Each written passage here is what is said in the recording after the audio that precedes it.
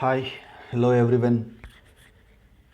Um, I'm trying to show you how to prepare liquidator's final statement of account in this video. For this purpose, I have taken a question of BCom 4th semester Bangalore University question paper from the year 2017, and this problem was given for 6 marks. Let us see how to prepare a liquidator's final statement of account. The following particulars related to Prasad Limited, which went into voluntary liquidation, and they have given some liabilities here. Preferential creditors 40,000 rupees, unsecured creditors other than preferential creditors, ಅಂದರೆ preferential creditors ಬಿಟ್ಟು ಉಳಿದಿರೋ unsecured creditors 3,20,000 is there. Debenture holders 1 lakh. Assets realized 3,96,500, the amount of cash received by the liquidator from sale of assets.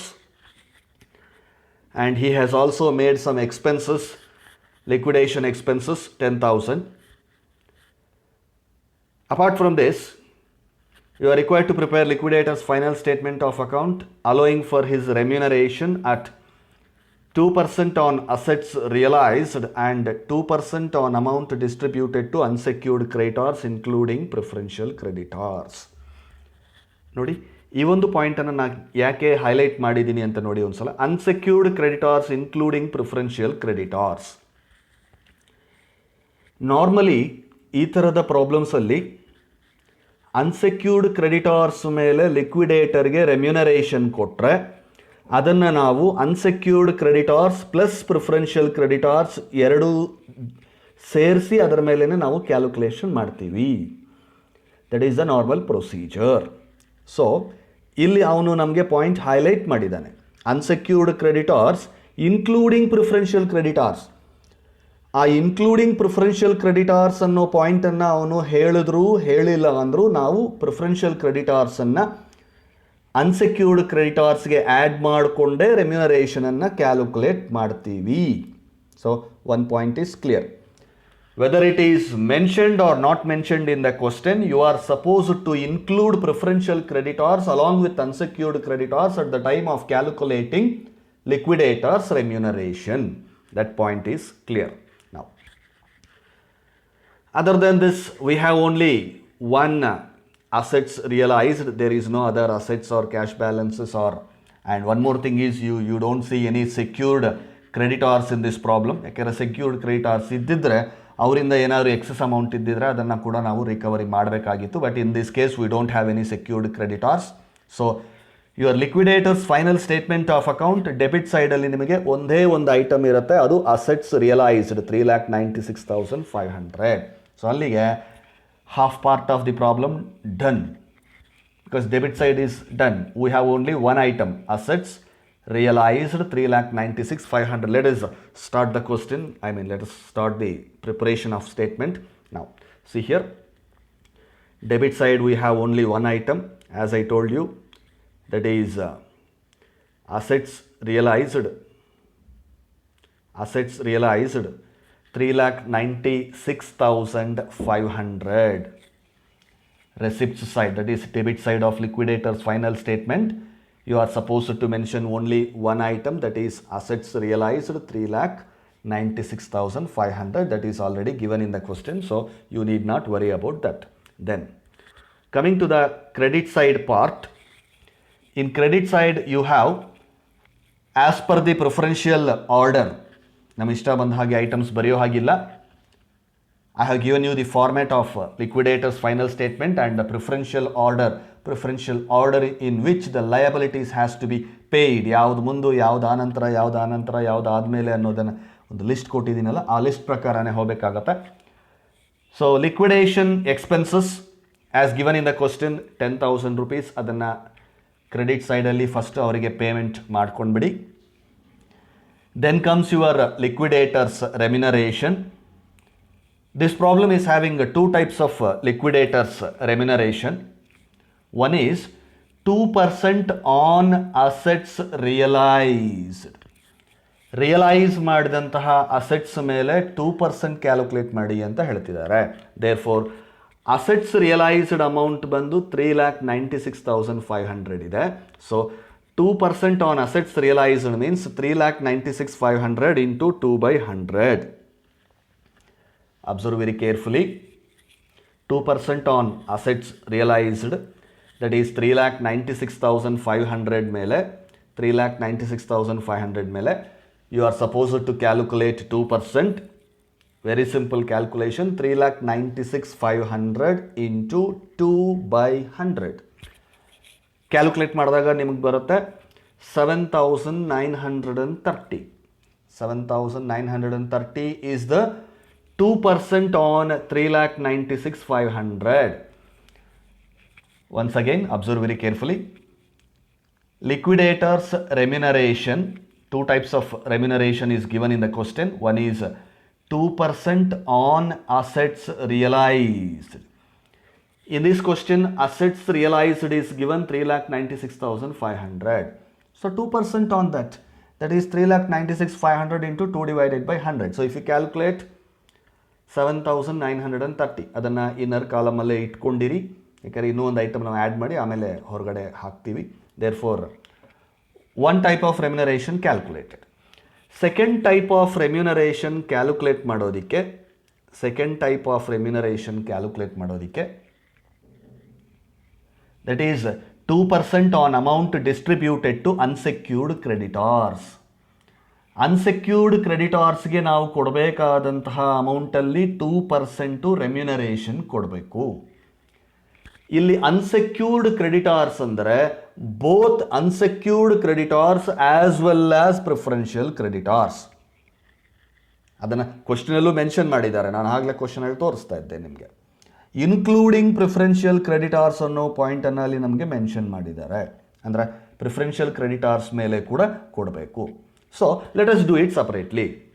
Let us take 2% on preferential creditors. Preferential creditors ಮೇಲೆ unsecured creditors ಮೇಲೆ ಎರಡರ ಮೇಲೆ ಕೊಡಬೇಕು. ಒಟ್ಟಿಗೆ ಕೊಟ್ಟರು ಸಪ್ರೇಟಾಗಿ ಕೊಟ್ಟರು nothing difference. There four ನಾನು ಪ್ರಿಫರೆನ್ಷಿಯಲ್ ಕ್ರೆಡಿಟಾರ್ಸ್ ಮೇಲೆ ಮೊದಲು ಕೊಟ್ಬಿಡ್ತೀನಿ. ಪ್ರಿಫರೆನ್ಷಿಯಲ್ ಕ್ರೆಡಿಟಾರ್ಸ್ ಎಷ್ಟಿದೆ? 40,000 rupees in the question. So 2% on 40,000 rupees, that is 40,000 into 2/100. If you calculate, you will get 800 rupees.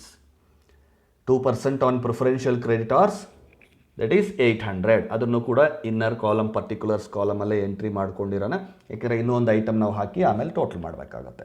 ನಾವು ಇನ್ನೊಂದು ಪಾಯಿಂಟಲ್ಲಿ ಬರೆದ್ಬಿಡಿ, ಅಮೌಂಟ್ ನಾವು ವರ್ಕಿಂಗ್ ನೋಟ್ ಮಾಡಿದಾದ್ಮೇಲೆ ಹಾಕ್ಕೊಳ್ಳೋಣ.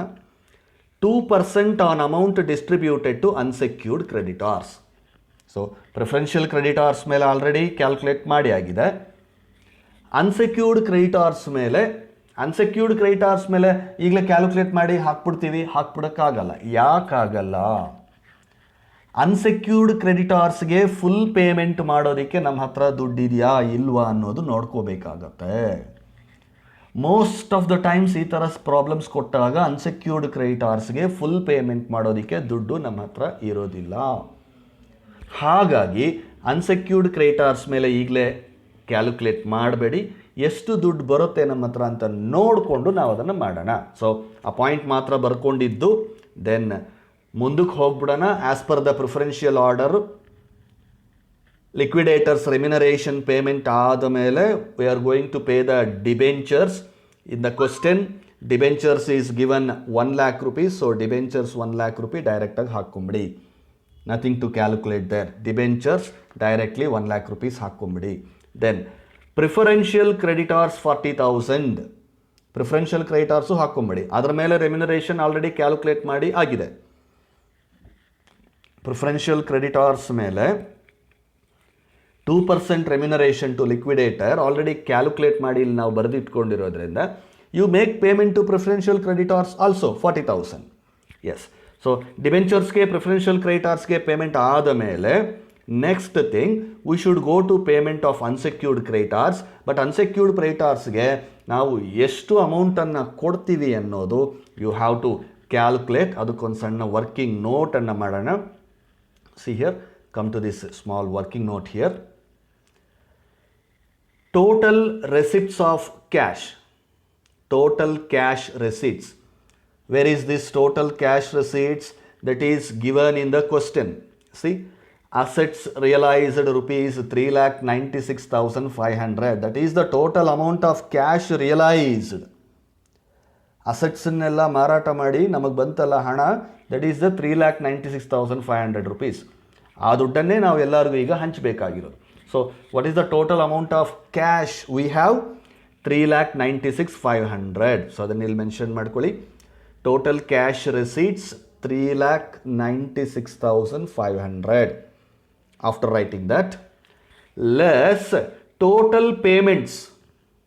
Total payments ಬಂದಂತಹ ಅಮೌಂಟಲ್ಲಿ ಯಾರ್ಯಾರಿಗೆ ಎಷ್ಟೆಷ್ಟು ಅಮೌಂಟನ್ನು ಪೇಮೆಂಟ್ ಮಾಡಿದ್ದೀವಿ ಅದನ್ನು ಲೆಸ್ ಮಾಡಿಕೊಂಡ್ಬಿಟ್ಟು ಇನ್ನು ಉಳಿದಿರೋ ಅಮೌಂಟು ನಮ್ಮ ಹತ್ರ ಎಷ್ಟಿದೆ, ಪೇಮೆಂಟ್ಸ್ ಮಾಡಿರೋದು ಎಷ್ಟು ಲೆಸ್ ಮಾಡಿಬಿಟ್ರೆ ಉಳಿದಿರೋ ಅಮೌಂಟ್ ಬ್ಯಾಲೆನ್ಸ್ ಎಷ್ಟು ಅನ್ನೋದು ಗೊತ್ತಾಗತ್ತೆ ನಮಗೆ. ನಾವು ಲೆಸ್ ಟೋಟಲ್ ಪೇಮೆಂಟ್ಸ್ ಅಂತ ಬಂದಾಗ ಮೊದಲನೇದು 10,000 rupees we have paid to, see here, 10,000 rupees we have paid to liquidation expenses.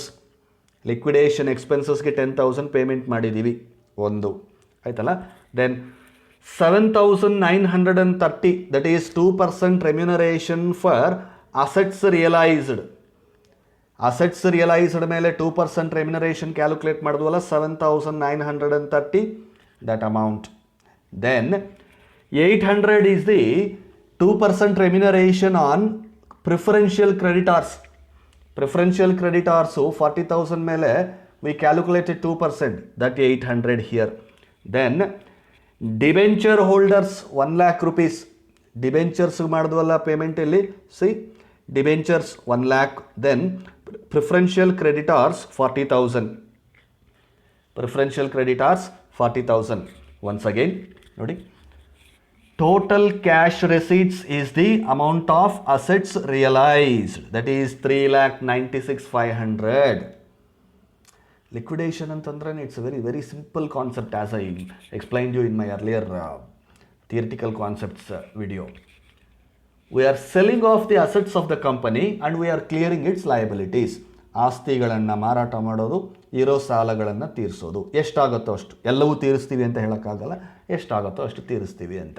ಯಾಕೆಂದರೆ ಕಂಪನಿ ದಿವಾಳಿ ಆಗಿದೆ, ಕಂಪನಿ ಇನ್ಸಾಲ್ವೆಂಟ್ ಆಗೋಗಿದೆ, ಬ್ಯಾಂಕ್ರಪ್ಸಿ ಆಗೋಗಿದೆ ನಾವು. ಸೊ ಆಸ್ತಿಗಳನ್ನೆಲ್ಲ ಮಾರಾಟ ಮಾಡಿದಾಗ ನಮ್ಗೆ ದುಡ್ಡೇ ಬಂತು ಎಷ್ಟು? 3,96,500. ಅದರಲ್ಲಿ ಪೇಮೆಂಟ್ಸ್ ಮಾಡ್ತಾ ಇದ್ದೀವಿ. ಯಾರ್ಯಾರಿಗೆ ಅಂತ ಇನ್ನೊಂದ್ಸಲ ನೋಡ್ಕೊಂಡ್ಬಿಡಿ. Liquidation expenses 10,000, 2% remuneration to liquidator on the amount of assets realized, that is 7,930. 2% liquidators remuneration on preferential creditors, that is on 40,000, 2%, that comes to 800.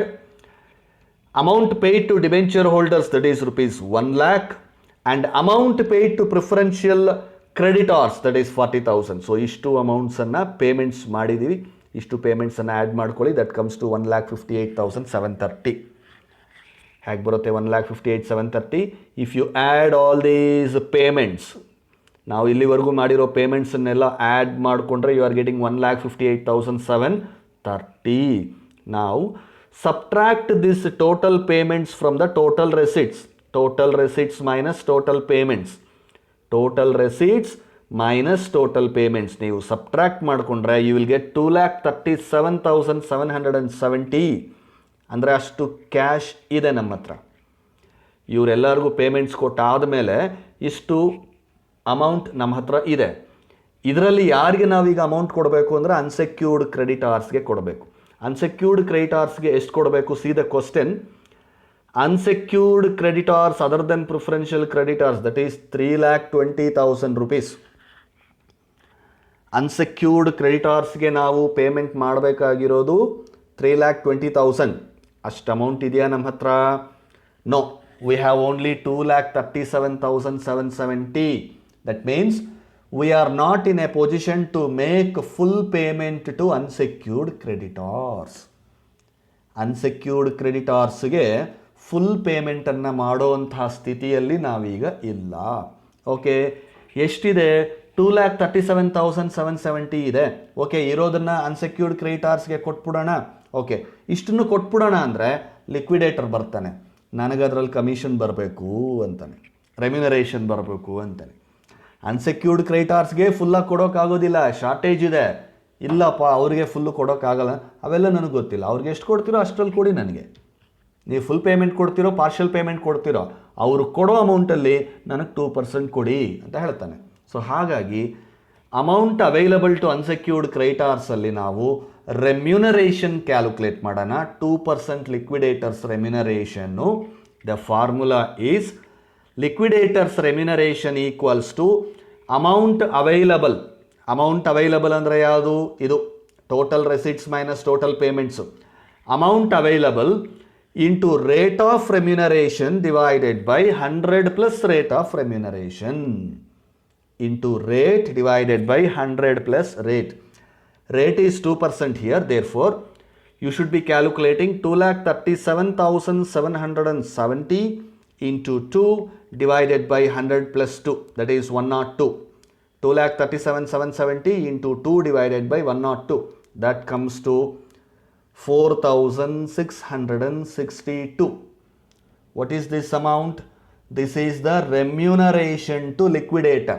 ನೋಡಿ, ಆಗಲೇ ನಾವು ರೆಮ್ಯುನರೇಷನ್ ಮಾಡ್ತಾ ಇಲ್ಲಿ ಅಮೌಂಟ್ ಖಾಲಿ ಬಿಟ್ಟಿದ್ವಿ, ಹಾಕಿರಲಿಲ್ಲ. 4,662. ಈಗ ವರ್ಕಿಂಗ್ ನೋಟಲ್ಲಿ ಕ್ಯಾಲ್ಕುಲೇಟ್ ಮಾಡಿದ್ವಲ್ಲ, ಆ ರೆಮ್ಯುನರೇಷನ್ ಅಮೌಂಟನ್ನು ಇಲ್ಲಿ ತಗೊಂಡು ಬಂದು ಹಾಕ್ಕೊಳ್ಳಿ ಇನ್ನರ್ ಕಾಲಮ್. ಹಾಕಿದಾದ ಮೇಲೆ ಈ ರೆಮ್ಯುನರೇಷನ್ ಐಟಮ್ಸ್ ಎಲ್ಲನೂ ನಾವು ಒಳಗಡೆನೆ ಹಾಕಿದ್ದೀವಿ.